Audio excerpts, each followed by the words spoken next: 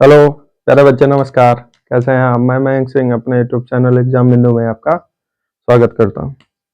आइए साइंस के 25 क्वेश्चन हम लोग देखते हैं। अमीरों का रोग किसे कहा जाता है?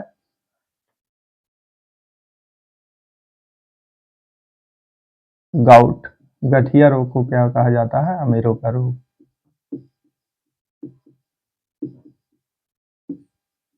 गठिया रोग होता कैसे है? रक्त में यूरिक एसिड बढ़ जाने से।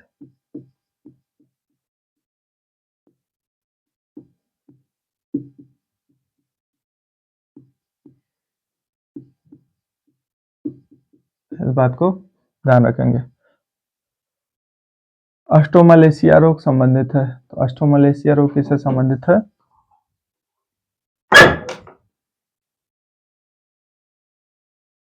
हड्डियों से।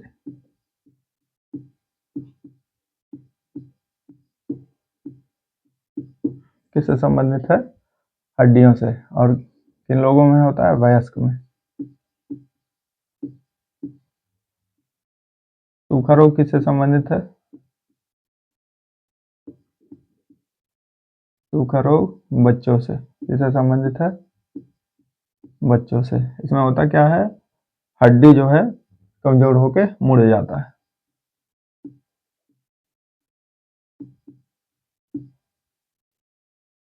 और इसमें भी क्या होता है? हड्डी कमजोर होके मुड़ जाता है। इस बात को ध्यान रखेंगे। किसके कमी से होता है? विटामिन डी के कमी से होता है। हड्डियों में छिद्र होके मुड़ना क्या कहलाता है? क्या कहलाता है प्यारे बच्चे? ऑस्टियोपोरोसिस।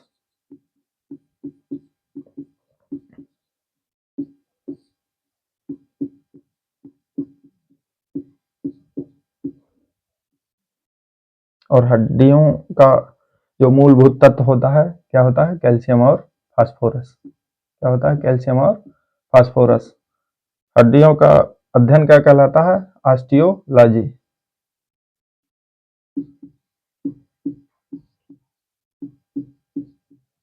ऑस्टियोलॉजी। इस बात को ध्यान रखेंगे। अक्षीय कंकाल में कुल कितने अस्थियां होते हैं? तो अक्षीय कंकाल में कितने होते हैं? 80। कितने होते हैं? 80। 29 होता है खोपड़ी में।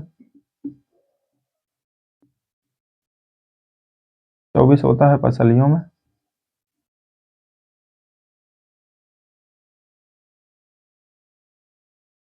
24 होता है पसलियों में। कशेरुक दंड में कितना होता है? कशेरुक दंड इसमें होता है बच्चों में 31, लेकिन बाद में कितना हो जाता है? 26। ठीक है। एक होता है उरोस्थी में। ये कितना होता है? उरोस्थी में। कुल मिला के कितने होते हैं? 80। ठीक है। उपांगीय कंकाल में कितने अस्थियां होते हैं? कमेंट सेक्शन में आप बताएंगे। हमारे शरीर में कितनी पसलियां होती हैं? तो प्यारे बच्चे, पसलियों की संख्या होती है 24 या 12 जोड़ी। 12 जोड़ी। ठीक है। 1 से 7 जोड़ी जो होते हैं उनको कहा जाता है वास्तविक पसलियां।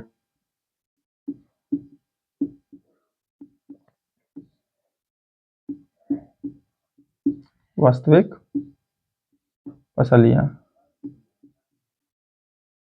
और 8 से 10 जो जोड़ी होता है उसको कहा जाता है पश्च पसलियां।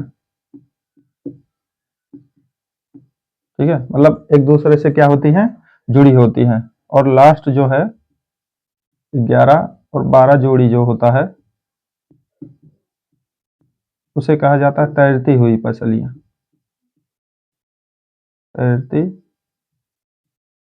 हुई पसलियां।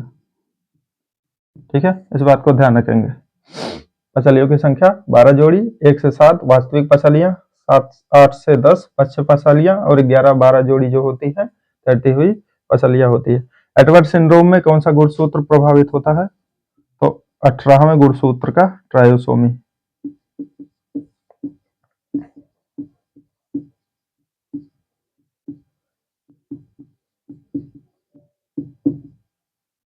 ठीक है। डाउन सिंड्रोम में कौन सा होता है बच्चे, बोलेंगे जल्दी। 21वां गुणसूत्र कौन सा होता है, 21वां गुणसूत्र। ठीक है। पटाऊ में कौन सा होता है, 13वां गुणसूत्र। कौन सा होता है, 13वां गुणसूत्र। इस बात को भी ध्यान रखेंगे। ठीक है। टीबी किससे होने वाला रोग है, तो टीबी जो होता है किससे होता है, जीवाणु से। किससे होता है, जीवाणु से। कैसा रोग है, संक्रामक। कैसा रोग है, संक्रामक, यानी कंटाजियस डिजीज है। ठीक है। इसके जीवाणु का नाम क्या है, माइकोबैक्टीरियम ट्यूबरक्यूलोसिस। इस बात को ध्यान रखेंगे। Mycobacterium tuberculosis.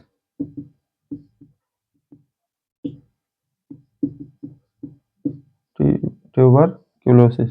टीबी दिवस कब मनाया जाता है, 24 मार्च को। कब मनाया जाता है, 24 मार्च को। और टीबी के टीके का खोज किसने किया था, एडवर्ड जेनर।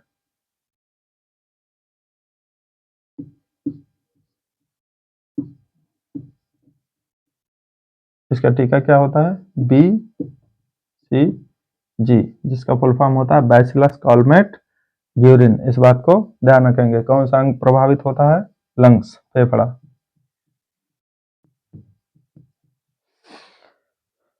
और जीवाणु का अध्ययन क्या कहलाता है, कमेंट में आप इसका आंसर देंगे। डिप्थीरिया गला घोटू किससे संबंधित है, तो किससे संबंधित है,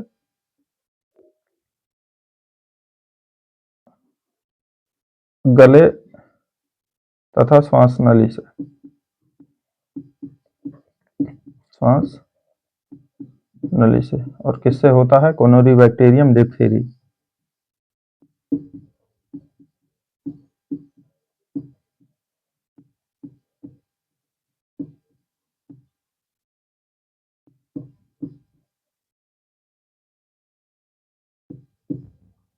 इस बात को ध्यान रखेंगे। जिन अम्लों में हाइड्रोजन और ऑक्सीजन दोनों उपस्थित होते हैं उन्हें कहा जाता है हाइड्रोक्सी अम्ल। क्या कहा जाता है,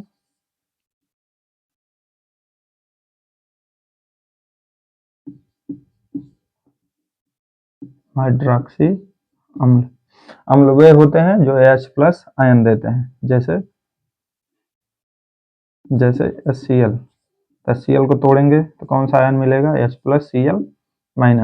ठीक है। और क्षार वे होते हैं जो OH आयन देते हैं। ठीक है। जैसे NaOH, तो इसमें Na+ और क्या मिलेगा, OH-। ठीक है। इस बात को ध्यान रखेंगे।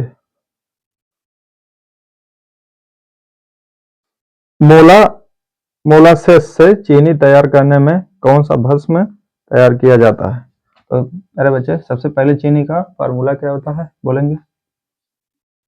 12H22O11। और इसको तोड़ने पे हमको क्या प्राप्त होता है, C6H12O6। C6H12O6। हमको ग्लूकोज और क्या मिलता है साथ में, फ्रक्टोज मिलता है। ठीक है। प्राकृतिक रूप से क्या होता है, फ्रक्टोज सबसे मीठा होता है। इस बात को ध्यान रखेंगे। भस्म तैयार करने में किसका प्रयोग किया जाता है, मैग्नीशियम हाइड्रोक्साइड का।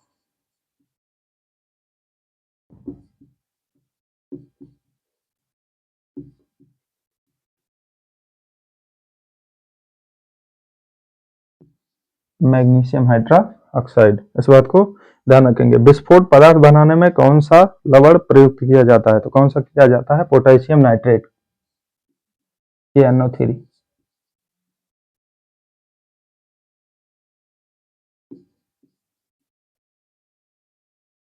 पोटेशियम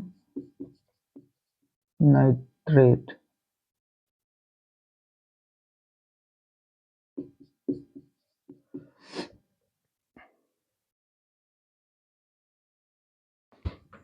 TNT का फुल फॉर्म बताएंगे बच्चे, TNT। TNG का फुल फॉर्म बताएंगे, TNG। RDX का बताएंगे, RDX। TNT का क्या होता है, ट्राई नाइट्रो टॉल्यूएन। TNG का क्या होता है, ट्राई नाइट्रो ग्लिसरीन। RDX का क्या होता है, रिसर्च डेवलपमेंट एंड एक्सप्लोसिव, इसको ध्यान रखेंगे, ये सब भी क्या है, विस्फोटक है। प्रथम विश्व युद्ध में, ठीक है, किस विस्फोटक का प्रयोग किया गया था? इसका आंसर आप कमेंट सेक्शन में बताएंगे। H2O तथा NaOH से भरी परख नली में किस प्रकार विभेद किया जाता है? तो किस प्रकार किया जाएगा? लिटमस पेपर के द्वारा।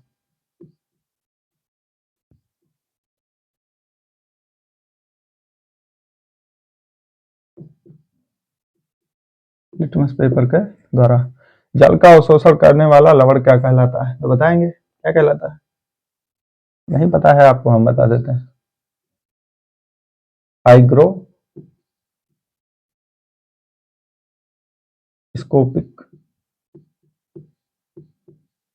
हाइग्रोस्कोपिक लवण, इस बात को ध्यान रखेंगे। प्राकृतिक सूचक कौन सा है? तो प्राकृतिक सूचक है हल्दी, इस बात को ध्यान रखेंगे। बताएंगे बच्चे, चुकंदर का रंग लाल क्यों होता है?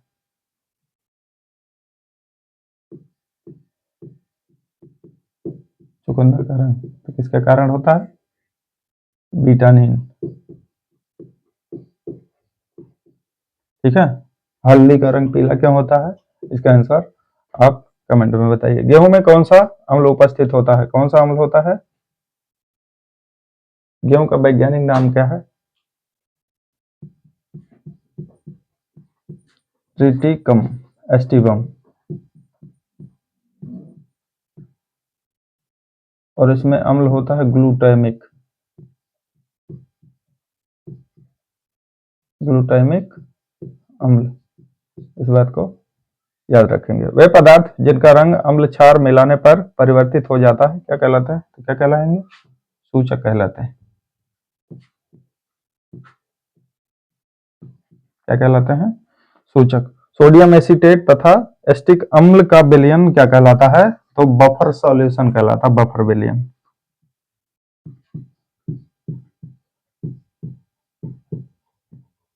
बफर विलयन। पीएच मान का निर्धारण किसने किया था? तो किसने किया है मेरे बच्चे? एचपी सारेंसन ने, एचपी सारेंसन ने। अगर पीएच मान 7 है तो कोई चीज क्या होगा? उदासीन होगा।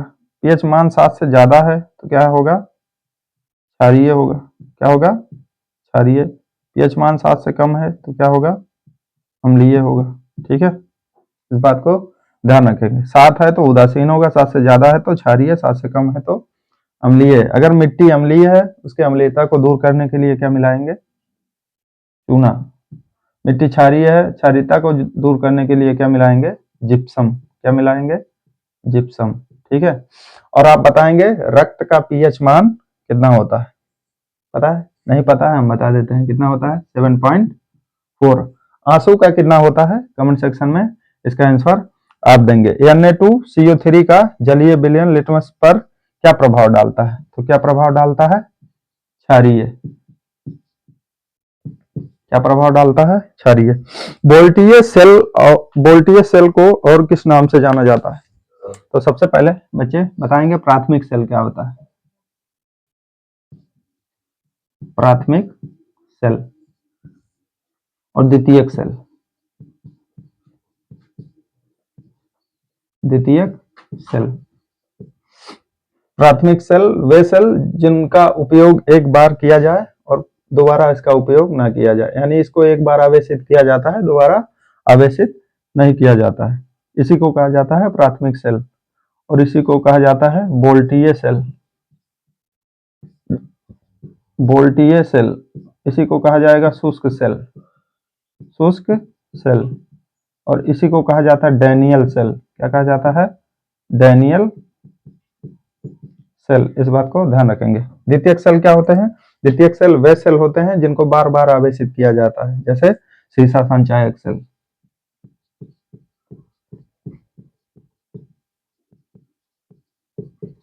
सीसा संचायक सेल।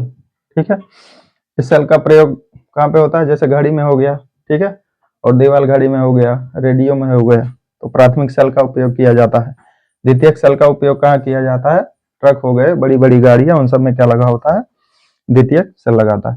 किसी चालक के दो बिंदुओं के बीच विभवांतर B वोल्ट तथा उसमें प्रवाहित धारा I एम्पियर हो तो ओम के नियम अनुसार, तो ओम का नियम क्या कहता है प्यारे बच्चे, V equal to I R, जहां पे R क्या है, R एक क्या है, एक नियतांक है। क्या है, नियतांक, जिसको प्रतिरोध नियतांक कहते हैं। ठीक है,